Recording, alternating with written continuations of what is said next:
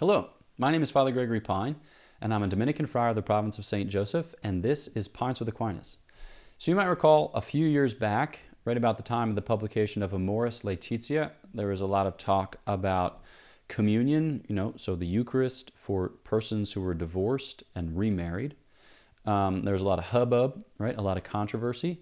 As the dust has settled, I'm not exactly sure how different dioceses have put into practice their different, pastoral provisions, but I thought it'd be good to revisit the question just to see what in particular the church has in mind when she teaches what she does and how that is specifically for the purpose of our salvation. So let's go.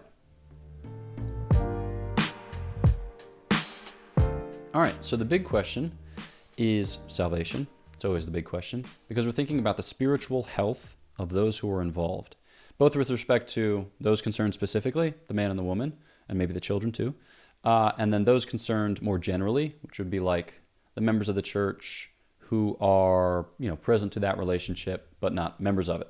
So let's think first about those concerned specifically, and then those concerned generally, and then just wrap it up.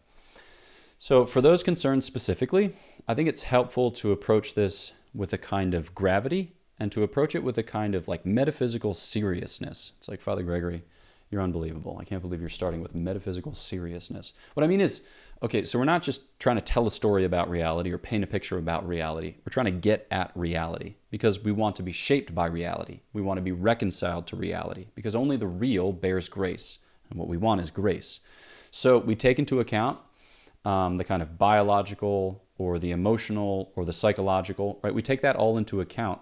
But ultimately, I'm not just looking for emotional or psychological adjustment. I'm looking for grace, right? I want nothing less than grace because only grace saves. So then, all right, what do we mean when we're talking about people who are divorced and remarried? I mean, that's pretty obvious. But for those Catholic persons, there's, a couple of different ways in which this can go down, all right? So we profess that marriage is a sacrament for the baptized. So if two baptized persons enter into a marriage, intending a marriage and observing the appropriate rite for a marriage, that is a sacramental marriage. All right, so marriage is one of these, it's the only strange sacrament that is a natural institution which Christ graces, right, or consecrates and elevates to the dignity of a sacrament. But in both cases, both in the natural order and the supernatural order, marriage is meant to be permanent, it's meant to be faithful, and it's meant to be fruitful. Okay, so it's meant to last until death.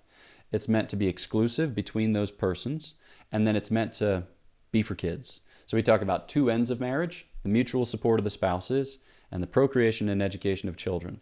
That first one is kind of like the formal cause of marriage, it's the shape of marriage, and then that second one is like the final cause of marriage. It's the goal of marriage. So when we're thinking about marriage, we're thinking about something that's real, that joins two people together, and which only ceases with the death of one of the spouses. So when we're talking about persons who are divorced and remarried, they would have entered into a bond, okay?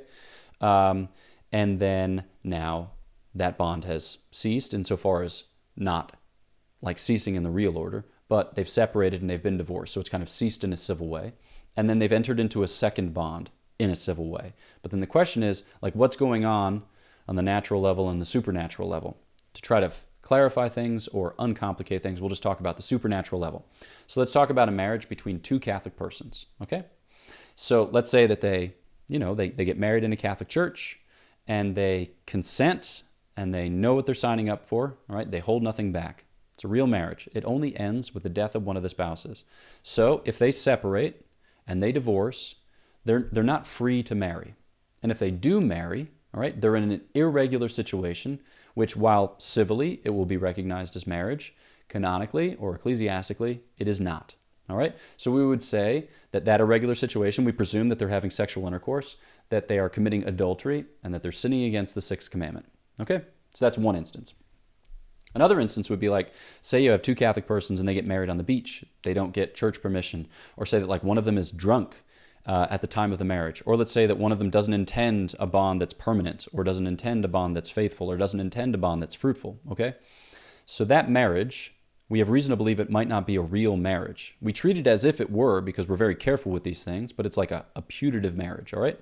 And then let's say that they separate and divorce, okay? Now, they might be able to enter into another bond, okay? Because this might not have been a marriage. But in order to assess that, there needs to be a canonical process. And this is what annulments do. They declare null a marriage that was not, because the consent wasn't valid, because what was intended wasn't a real marriage, because one of the persons maybe was coerced or was brought there by fear or whatever, okay? Compromised in some way, shape, or form. So in the first case, you have a real marriage, then separation, divorce in the civil order, and then an attempted, marriage in the civil order. But we have this impediment insofar as there's a prior bond. In the second case, if that were to be declared null, then you can have a real marriage here. Okay? So there are typically two ways forward for the divorced and remarried. It starts with assessing whether or not this was a real bond. Okay? Whether or not this was a real bond. And if it wasn't, if it's determined that it wasn't, then you would have that declared, and then you would regularize this situation. All right? So make sure that they get a real church marriage. It can be something very discreet because it could be embarrassing for people, but you just need to have the two parties, and then you need two witnesses, and then you just need the priest. Simple. Okay? Now, in the case of the bond that is real, right, and then you have divorce or separation and divorce, and then you have an attempt of another bond, right, with this impediment, what they need to do is still rectify the situation, but there's no getting rid of this, right, because an annulment is not just a Catholic divorce. It's just a declaring null of what was not, all right? So they need to rectify this, but they need to rectify it morally, right? They need to both of these two examples need to be rectified morally. In the one case, there's also a canonical process to pursue, but in this other case, it's really the heart of the matter is about rectifying it morally. So those two people can't continue to live together as husband and wife, okay? Now, there might be reasons why it would be good for them to continue to be present to that family. Say they have young children. It's good that young children be raised with a father and mother, okay? To have the support of both persons and to have those persons genuinely love each other. But they can't engage in sexual intercourse because that would be an act of adultery. And as an act of adultery, which is unrepented, with no intention of changing the behavior, they wouldn't be able to approach the sacrament of confession to have it forgiven because they don't have a firm purpose of amendment. And with consciousness of mortal sin, a kind of habitual mortal sin, they can't approach for Holy Communion. All right, so it just puts them in a generally irregular state with respect to the whole sacramental life. So the Church counsels that they live as brother and sister, right? So they cease to enjoy a conjugal life, that they no longer have sexual intercourse, and that they would take whatever means necessary to remove the near occasion of that sin. So, sleep in different rooms and different beds and different floors of the house. And their children might be like, why do mommy and daddy not sleep in the same bed anymore? But the point is ultimately because mommy and daddy believe that the life of grace is more important, okay, than sexual intercourse. All right, so they need to remove the near occasion of sin, remove the sin, the near occasion of sin, go back to the sacrament of confession, and then establish themselves in a church community in such a way as to remove the occasion of scandal. So if people know that they were divorced and that they were remarried, all right, they might be scandalized if they see them start to receive Holy Communion, so they need to take steps to remove that occasion of scandal. And that could be by where they go to worship, but that's something that is typically worked out with their priest, okay? So those are the basic guidelines. So then, moving then to people who are concerned generally, I think that this is super important because we as Catholics believe something real, right? We believe something that matters. And, since, the last 100, 150 years, especially with no-fault divorce, the institution of marriage is just crumbling and people don't think it's real, and as a result of which they feel at liberty to engage in and then to withdraw from without too terribly much hesitation, which does, great damage to the children, to the common good of the family, which would otherwise be a great source of encouragement and consolation for all those who engage in it, right? But you just have the very basis of marriage, both in the natural order and the supernatural order, crumbling. Okay, so annulment is not just Catholic divorce. What we're talking about here is trying to defend the bond, protect the bond, encourage the bond, invite people into a sacramental bond,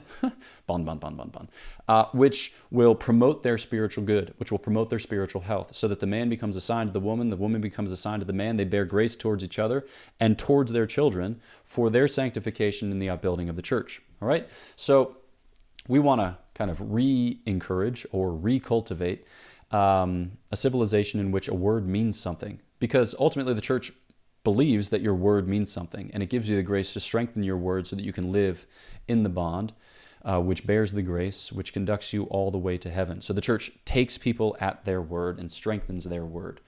So within the setting of the church, it's not for us to just like kind of coddle people on a whatever, biological or emotional or psychological level and say like, let's all just be well adjusted, all right? And let's just be firm in our present commitments. It's like, no. Like, things are real and we need to reckon with the real, because otherwise we'll live somewhere else then or other than the real. Okay, so we're seeking to grow in, to be encouraged in the life of grace. So if this is maybe something that concerns you, if you were previously married, you're currently in a bond, which is not a marriage, but living as if you were married, going forward, I'd say, don't receive Holy Communion if you are presently receiving Holy Communion. Return to the sacrament of confession and speak with your priest about how to begin regularizing the situation, if that means addressing the first bond, or if that means addressing the current living situation in which you find yourself. But be conscious of the fact, that there is a precept of the church that says that you're to receive Holy Communion at least once a year. So you don't want to be in the habit of never receiving Holy Communion. We want to be taking these steps by confession, by regularizing the situation, by removing the scandal, so that you can draw close to the altar of God, partake of his precious body and blood, and grow in the grace that he has destined for you. I think for some people, the most intimidating prospect is not having sex, but I think the church has consistently taught throughout the course of her history, especially with her emphasis on the gift of virginity, that you won't die without sex. It might seem like that, right? You won't die without sex, though. And ultimately in heaven, we'll neither be married nor given in marriage, because we'll each be wed to the Lord, who will be enough for each of us, because he is more than enough for each of us, and because he is generous in giving himself to us in a way that is permanent and faithful and fruitful. And to do so, like with our consent, for he who made us without our consent will not save us without our consent. So the present struggles which you endure are real struggles. They're not to be trifled with, they're not to be made little of. But they're to be approached with the fear and trembling, but conscious of the fact that the Lord will supply you with the grace that you need to see it through. So, boom. All right. This is Pints with Aquinas. If you haven't yet, please do subscribe to the channel and push the bell, and that way you'll get updates when other things come out on the channel. Also, if you haven't yet, check out Godsplaining, which is a podcast to which I contribute with 4 of the Dominican friars. We've done a couple of episodes about marriage, actually, so you might profit from those if you just search Godsplaining Marriage. And then last, I wrote a book. It's called Prudence, Choose Confidently, Live Boldly, and it's just about practical wisdom, how to live well in the complicated 21st century in which we find ourselves at present. So, know of my prayers for you. Please pray for me, and I'll look forward to chatting with you next time on Pints with Aquinas.